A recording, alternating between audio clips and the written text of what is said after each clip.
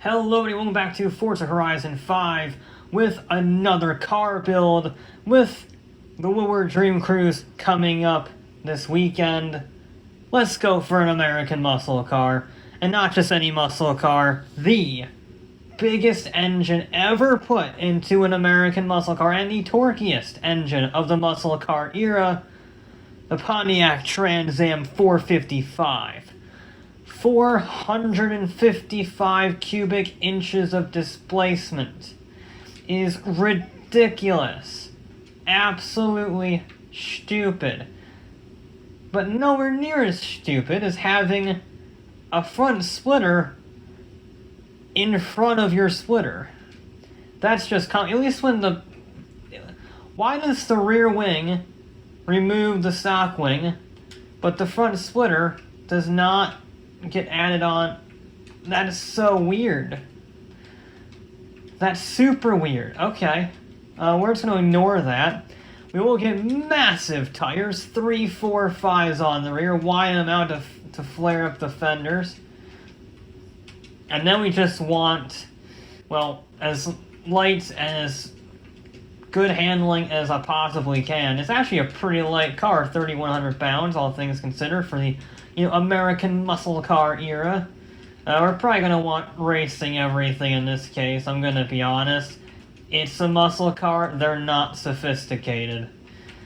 And then it's just power and torque for days, my god. And then we'll just chuck all the weight out, just all of it will go.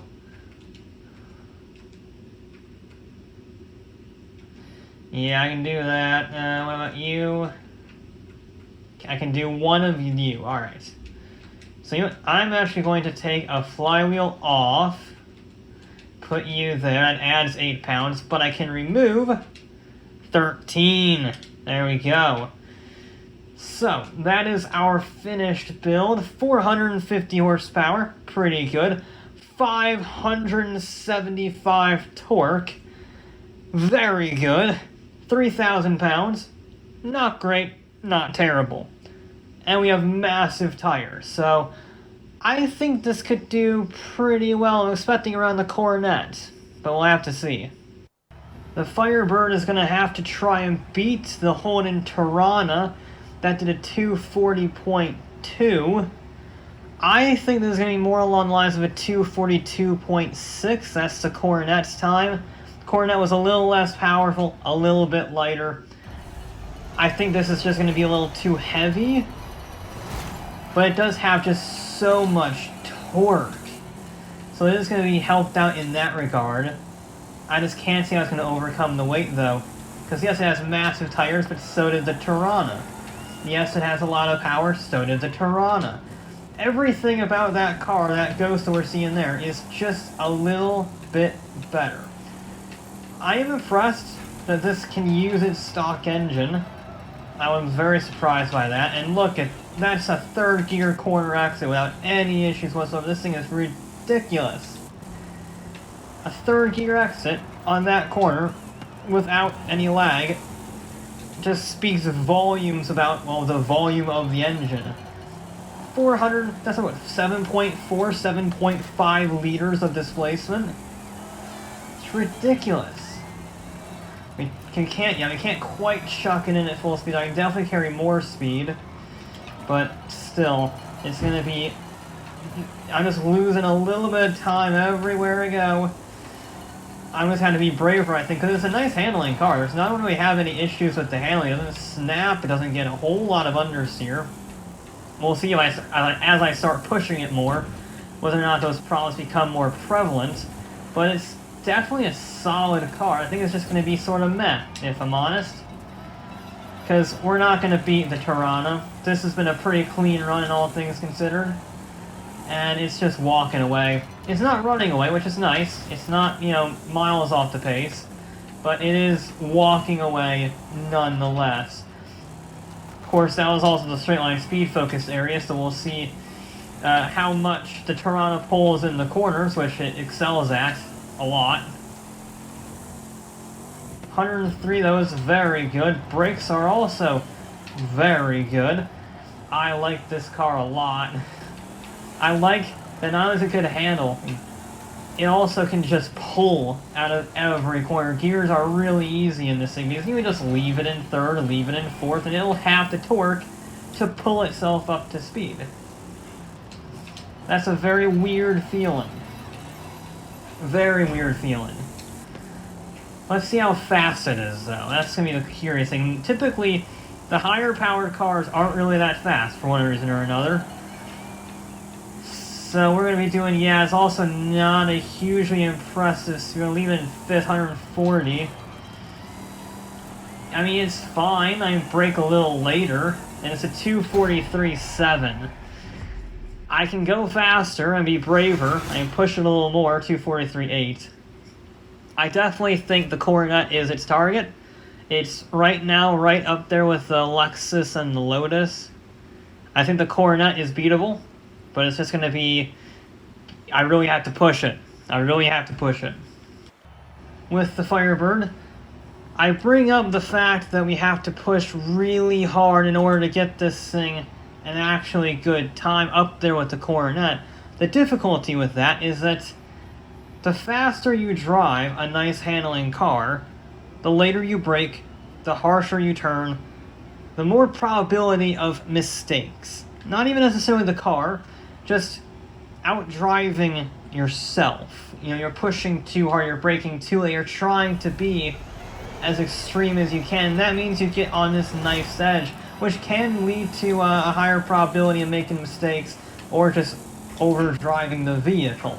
So that's going to be the trick here, is not doing that. We'll see. We carry good speed on the exit, leaving it in fourth again, letting that torque just build and build and build. That is the key. And again, brakes are actually pretty good. I kind of like that tight apex on the heading onto the exit. I think that works quite well, especially on a vehicle like this where you don't have to worry about... Okay, that was I did a goof there. You see, again, the whole pushing too hard thing. I was trying to be clever, get a good line, you know, take as late of an apex as possible in the sense of getting a good exit. And I didn't do that. I might as well see how fast I can push it, and that's almost a little too fast. Again, trying not to use the brakes so much, trying to carry the momentum, really wring its neck. There we go. A little bit of a slide going over the crest. It doesn't quite get airtime like that, but it does definitely go weightless a little bit. I don't know if we're up or not. Now I was laying on the brakes. I can get a good exit though, good late apex. That's a real late apex, not what I was trying to describe at the beginning. Yeah, I love the fact I can keep it at low RPM. I love that more than anything else about this car. I don't have to worry about keeping it in the ideal rev range, because the ideal rev range is from 500 RPM to 6,000, which is a nice thing.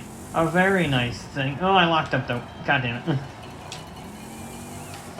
I haven't done that in a while. I've been meaning to do it, but I just haven't locked up under brakes there in a while. It was bound to happen, and it happened on this one. Luckily, this road was already sort of washed before that, but yeah, it's not ideal. Can I really leave it in third here? I can. That's stupid. That's absolutely stupid. This will probably be a worse run, based on all the shenanigans that happened. But still, it's gonna mean that it's a do-or-die final, really. And then carry the speed, too much speed. It actually is a faster run, I think, by like 1/10 of a second, maybe less. So it's consistent. Yeah, it is faster. 243.7. It doesn't actually change its position at all, but it is slightly closer to the Coronet, proving that there is definitely more time in this thing. This is it. Do or die. There really isn't much alternative. We're pretty far down the order right now in the 243.7s. we're gonna have a lot of work to do. I've gotten a clean run that was slow, and I've gotten a dirty run that was fast. So we gotta find that nice middle ground. Fast, but not terrible. That's the goal. It's gonna be hard, because again, pushing it as hard as I dare. I can do it. I believe in the power of the Firebird. I actually got a little bit of oversteer. That's the first real bit of oversteer I've had driving this car, which speaks volumes about the quality of the traction, because that is so much torque going through the rear wheels, and it does a fantastic job handling it. I'm gonna brake late, turn in, and I didn't quite get the turn in as right as I would have hoped. It wasn't bad, but I was trying not to go too shallow of a line like last time, and again I took a little bit too wide of a line, just trying to get in that perfect position on the left-hand side of the track.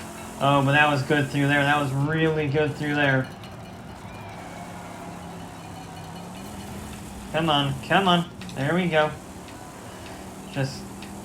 I'm really trying here. I'm concentrating. That's why I'm not speaking very much, because this is, you have to be exact, but you also have to be smooth. Smooth and exact. A little bit of a twist on that second jump just to get us lined up with the straightaway a little better. I'm going to try and go back to a tighter line, just because I think we have the power to get our way out, so it's better to take the shortest line in that case. It's close. You just see it really trying to give up the grip, and it just about has enough. Use the rocks to slow me down a little bit so I don't have to use the brakes. I can keep my line straight.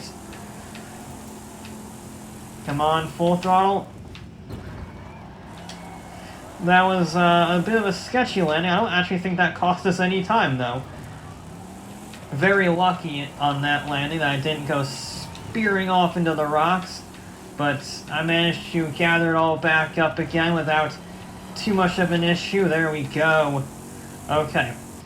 Now I feel like this is a pretty good run. However, feelings can be deceptive, little buggers, and I might not actually have a very good run on my hands, because I'm still way off the pace of the Coronet, the Tirana. So it's all going to be down. Am I within 2 seconds of that Tirana? That's the real question here. Now power on the exit. It's going to be... Oh, it was so close, but I don't think it was close enough. Ah! Bugger. Bugger and blast. We're slower than the Lotus by a few hundredths of a second, but we're faster than the Lexus, the Golf, the Subarus, the Cupra. We're about a tenth of a second off the Coronet, which goes to show you how close the 242.7s are. That, I mean, between the MR2 and the Lexus, there are 0.3 of a second.